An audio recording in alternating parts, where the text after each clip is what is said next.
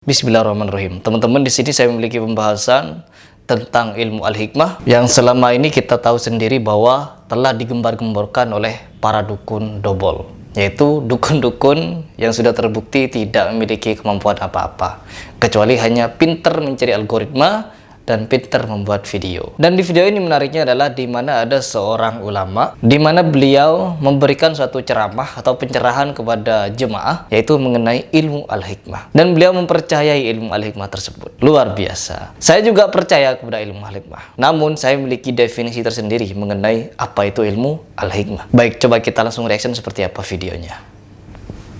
Al-Ghazali dulu ini dia, sibuk di dunia itu. Sekarang kita sebut ilmu ini dengan ilmu hikmah. Ya.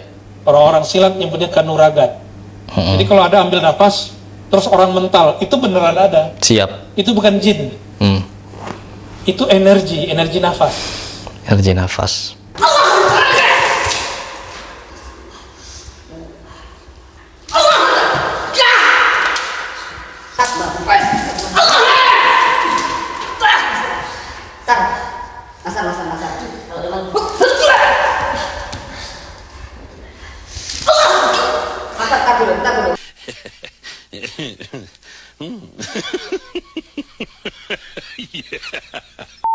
Tulis raja, tempel di mana? Ada efeknya. Bisa bikin Raja. bapak-bapak mau kawin lagi tuh. Ya. Kelihatan mau orang cakep aja, padahal ubanan udah banyak. Pelet. Namanya Raja Mahabbah, raja untuk pengasihan. Jadi beliau percaya kepada ilmu hikmah, yaitu ilmu kanuragan, tenaga dalam, dorong-dorongan, dan beliau juga percaya kepada pelet-pelet, yaitu dimana kalau kita menulis raja untuk niat agar kita bisa disenangi orang, dicintai orang, maka kita bisa menulis jimat-jimatan kayak gitu, ditempel di mana atau dibawa kemana-mana. Mungkin seperti itu maksudnya. Di sini saya tidak akan membicarakan keburukan dari Buya Ar-Razi, tidak sama sekali, dan saya juga tidak ingin menggunjingnya, yaitu membicarakan hal-hal buruk yang pernah dia lakukan. No. Tetapi di sini saya akan berbicara tentang hukum, di mana hukum yang disampaikan oleh Buya Ar-Razi yaitu tentang percaya kepada ilmu hikmah dan juga percaya kepada raja-raja untuk pengasihan, untuk muhabbah, pelet, dan lain sebagainya. Dan tentunya ini di dalam Islam, kita sebagai muslim yang belajar secara kafah, kita tidak boleh bergantung kepada raja-raja. Kata Buya Yahya, kalau kita ingin memelet orang, yaitu dengan cara berakhlakul karimah, sebagaimana Rasulullah berakhlak. Tanpa Rasul menulis raja-raja apapun, tanpa belajar ilmu al-hikmah apapun untuk berperang. Begitu yang dicontohkan Rasul. Tidak ada satu riwayat pun yang pernah menyebutkan bahwa Rasul pernah menulis raja atau mengajarkan ilmu hikmah ketika berperang didorong lawannya mental-mental, kecuali Samsudin, ya.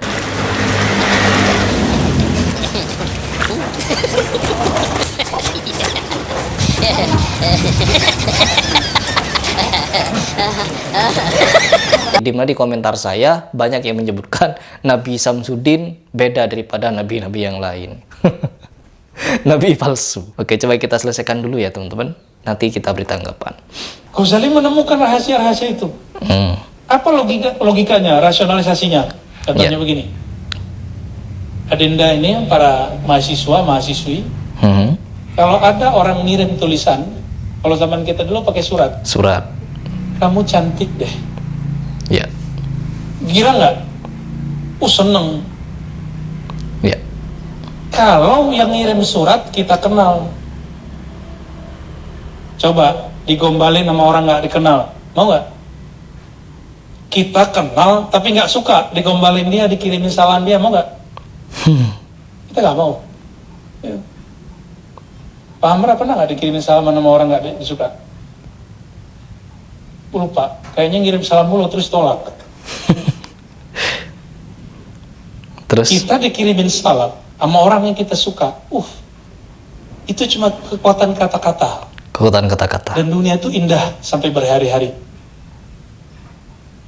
Huruf itu, kata Ibn Arabi, dia ada alamnya, disebut alamul huruf. Ya. Huruf, alamnya huruf.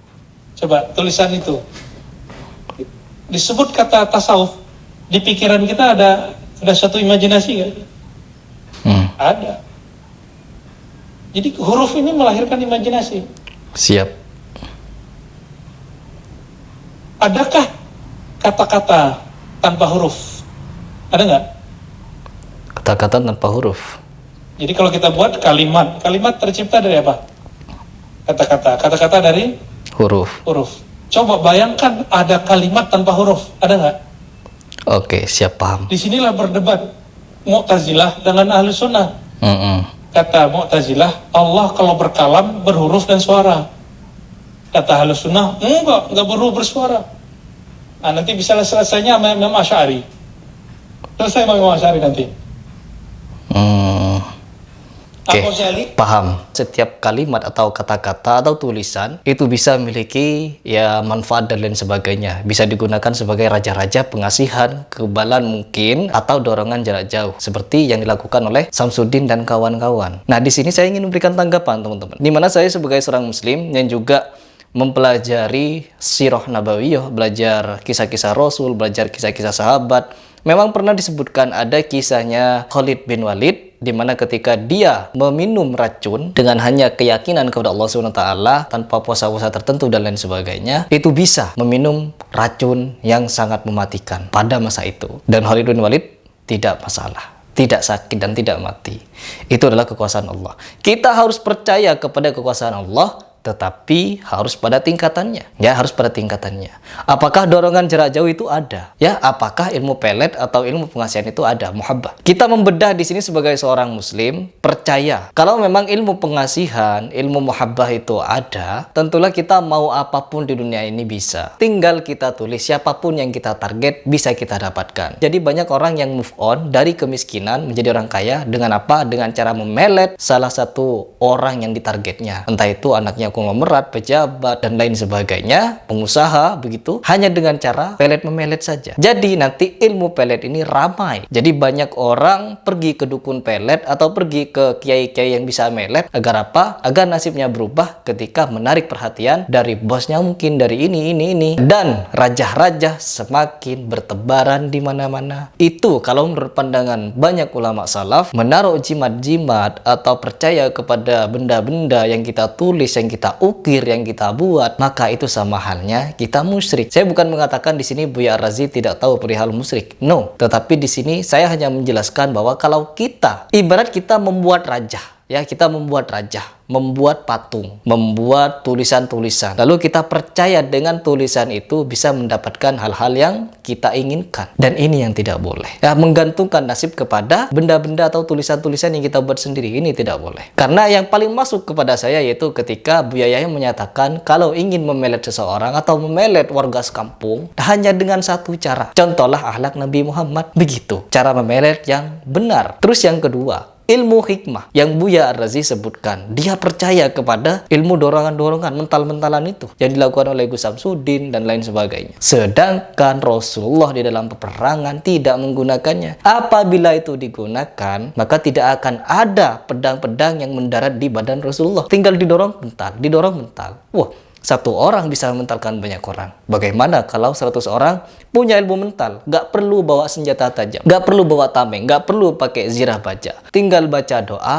dorong, kelar. Gitu kan? Jadi kalau kita ingin melogikakan, tentunya tidak akan ada sahabat yang wafat. Cucu-cucu Rasulullah tidak akan ada yang syahid. Inilah mudarat yang akan kita dapatkan. Karena apa? Ketika kita ingin berjuang, kita bukan menggunakan ilmu-ilmu yang super seperti yang ada di film-film. Bukan seperti itu. Ketahuilah bahwa ilmu al-hikmah itu bukan berbicara tentang kesaktian. Ilmu hikmah bukan berbicara tentang kedikdayaan, kehebatan, kekuatan super, dan lain sebagainya. Contohlah seperti Nabi Musa. Nabi Musa ya teman-teman, kita contoh Nabi Musa. Kekuatan yang datang dari Allah itu tidak bisa kita menjadikan pedoman, ya, dijadikan pegangan. Contohnya seperti Nabi Musa yang memiliki tongkat bisa berubah jadi ular. Tongkat Nabi Musa itu berubah jadi ular cuma sekali di hadapan Fir'aun. Begitu. Dan ketika Nabi Musa ingin pamer pamer kepada istrinya bahwa tongkatnya bisa berubah jadi ular, apa yang terjadi? Tongkatnya tidak berubah jadi ular. Karena apa? Niatnya berbeda sudah. Dan Allah tidak menjanjikan tongkat itu bisa berubah jadi ular kapanpun Nabi Musa mau. Dan begitu pun dengan ilmu al-hikmah. Tidak bisa dengan amalan ini, amalan itu, lalu kita bisa punya ilmu dorongan jarak jauh. Jadi enak nabung ilmu agar ilmunya semakin tinggi, semakin kuat, nanti rumah didorong mental gitu. No, bukan seperti itu. Seperti Nabi Musa membelah lautan. Nabi Musa tidak akan mungkin bisa membelah lautan 2 kali tanpa berdoa dalam keadaan yang benar-benar mendesak. Nabi Musa membelah lautan karena apa? Karena dia dikejar oleh pasukan Fir'aun. Bukan atas kemauan Nabi Musa. Kalau orang sekarang enggak kan? Mereka melakukan dorongan-dorongan pental-pentalan untuk pamer di video.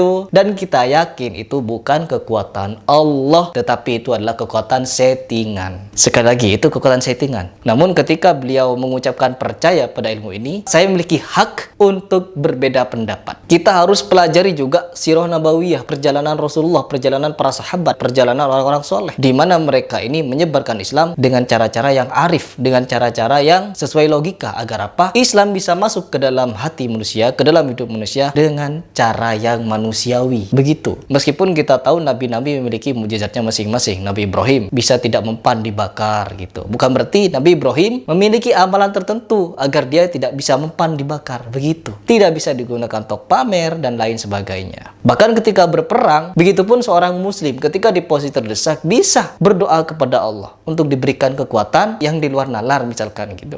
Jadi bisa, tidak ada yang tidak mungkin. Kun fayakun, begitu kata Allah. Jadi kalau dari saya pribadi, saya memiliki hak untuk berbeda pendapat dengan Buya Ar-Razi perihal ini, dan saya tidak ingin membenarkan adanya ilmu-ilmu hikmah, dorong-dorongan, pelet-peletan dan lain sebagainya. Saya tidak mau. Karena apa? Perihal-perihal tersebut akan mendorong orang percaya kepada raja-raja, jimat-jimat, dan kemistikan yang lain. Bukan lagi memurnikan tauhidnya. Dan kita bahaya apabila mempercayai dan meyakini bahwa ilmu itu datang dari Allah.